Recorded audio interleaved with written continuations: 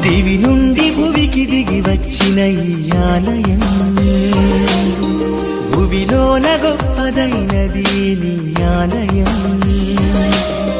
కనివిని ఎరుగని రీతిలో కష్టాలనోచిన హృదయముతో కనివిని ఎరుగని రీతిలో కష్టాలనోచిన హృదయముతో నిర్మించిన దేవుని గొప్పది ఆలయం నిర్మించిన దేవుని గొప్ప సింహాసనం ఆలయం దేవుని ఆలయం ఆలయం ప్రభుని ఆలయం ఆలయం